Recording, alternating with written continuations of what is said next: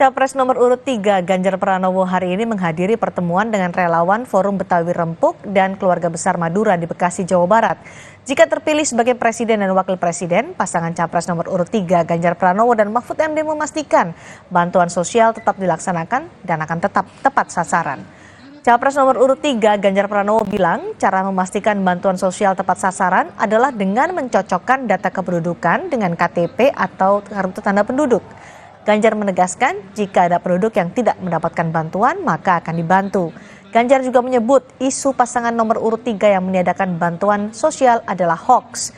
Ganjar memastikan bantuan sosial atau bansos akan tetap diberikan sesuai kebutuhan masyarakat.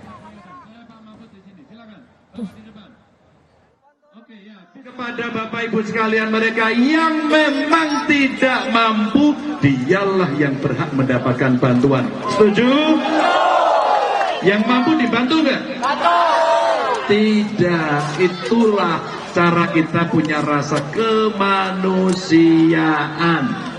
Tapi kasihan kalau ada warga tidak mampu tapi tidak mendapatkan bantuan. Itulah kenapa kami mencoba ulik-ulik. Kenapa ini masalahnya bisa terjadi?